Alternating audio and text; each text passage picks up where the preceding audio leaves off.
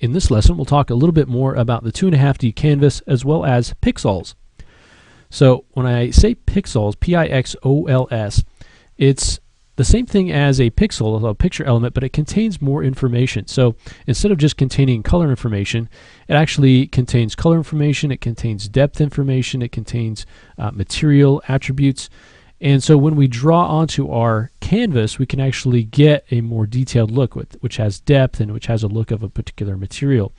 So for instance, instead of choosing one of our 3D meshes, if we choose one of these brushes, so I'm just going to choose the simple brush, I'll turn on the freehand stroke and change the alpha, and I can just draw onto our canvas. Okay. Now if I want to actually move this particular stroke, I can move it around by going to move. If I want to scale it, I can scale it down from that point. If I want to kind of rotate it, I can rotate it around. If I want to continue to draw, I'll go back to draw mode and continue to draw through. And you can see how that depth sort of overlaps, so it's interacting with the other strokes. I can always go back in here. I'm just laying down these pixels, so I can come back in and maybe add a cylinder to the mix, or choose maybe the sphere here and drop it in.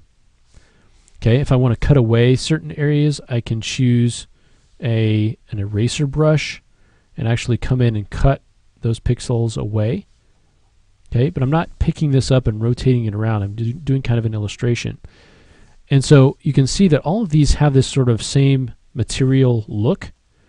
So if I actually change the material, so let's say I get something like this chrome, and let me choose kind of a green color, so it's all relative to the material and also the color.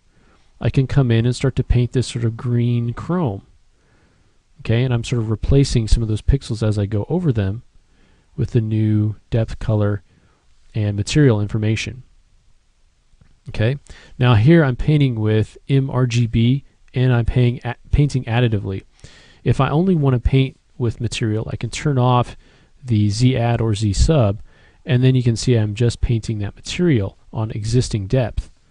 Okay, so I'm not raising anything up, so I can just come through and paint that.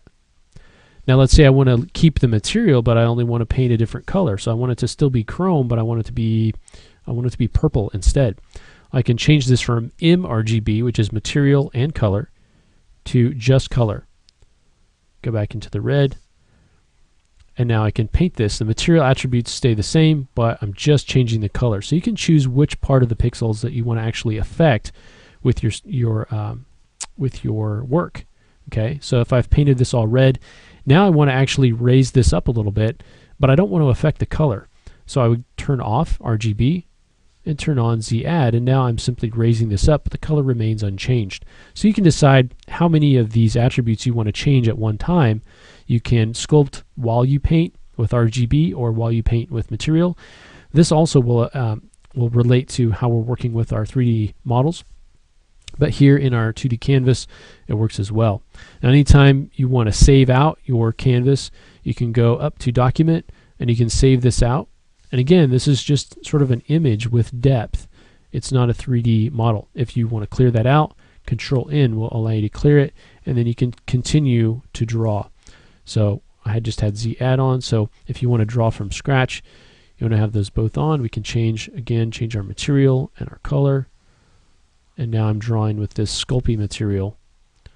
And you can see that I can come in, and the last stroke that I create, I can move around or rotate, and it's all has that relative depth to the rest of the things that you've drawn out onto your canvas. Go back to draw, and you can continue using some of these other brushes. So there's a lot of different kinds of brushes. This snake hook, you can kind of start to pull these really cool tendrils out. If you want to do that, you can come in here with the fiber brush, start to create sort of a fiber kind of a look. Again, this is great for illustration where you're wanting to come in and create a nice painting with depth, but you're not really too concerned about dealing with polygons and sculpting and working as part of a 3D modeling process. You just want to create something that is a flat image with some depth to it. You can come in and do that. Okay, then again, you can always go back in and start to cut areas out. If you want to use different alphas, you can take advantage of those to kind of cut things out as well. And we'll talk more about those alphas and strokes later.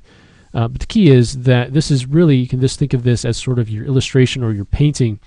And when they say 2.5D, it contains a little bit more information than just flat paint. So you, when you're painting, are going to be dealing with not only the height or the depth using Z-add and Z-subtract, but you're also going to be thinking about, okay, what material am I going to be painting with? Do I want to use, you know, this yellow to come in, and I want to change the color here, and I want to paint with that.